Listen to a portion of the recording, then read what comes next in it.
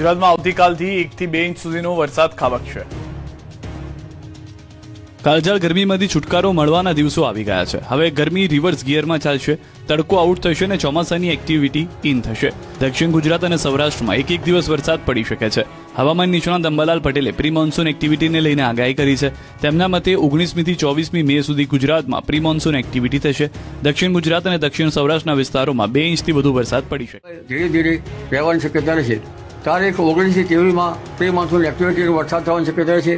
ક્યારેક 24-25 તારીખ સુધીમાં પણ એ પ્રી મોન્સૂન એક્ટિવિટીનો વરસાદ થઈ શકે, જેમાં એ અરબ સાગરમાં જે સિસ્ટમ બની છે તેમાં પશ્ચિમ ઘાટમાં તે વરસાદ થતાં લગભગ મુંબઈ મહારાષ્ટ્રના ભાગોમાં 100 mm જેવો વરસાદ થવાની શક્યતા રહે છે અને દક્ષિણ ગુજરાતના ભાગોમાં 50 mm અને દક્ષિણ સૌરાષ્ટ્રના ભાગોમાં 1 ઇંચ અને ક્યાંક તેથી ઓછો કે તેથી વધઘટ વરસાદ થવાની શક્યતા રહે।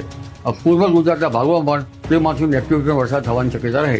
પ્રી મોન્સૂન એક્ટિવિટીનો વરસાદ સવારના ભાગમાં ક્યાંક બપોર પછીના ભાગમાં થવાની શક્યતા રહે। બીજી તરફ અંબાલાલના મતે 26 મે આસપાસ ચોમાસું કેરળ કાંઠે પહોંચી શકે। 10 જૂન સુધી મુંબઈ સુધી આગળ વધી શકે છે। ગુજરાતમાં ચોમાસું 15 જૂન આસપાસ પહોંચે તેવી શક્યતા વ્યક્ત કરવામાં આવી છે કે 1 જૂન સુધીમાં કેરળ કાંઠે આ સિસ્ટમ આવવાની શક્યતા રહેતા ચોમાસું કેરળ કાંઠે બેસવાની શક્યતા ગણી શકાય। ગુજરાતમાં ચોમાસાની ગતિવિધિ અંગે જોઈએ તો લગભગ 15મી જૂન આસપાસ ગુજરાતમાં ચોમાસું આવવાની શક્યતા રહે છે।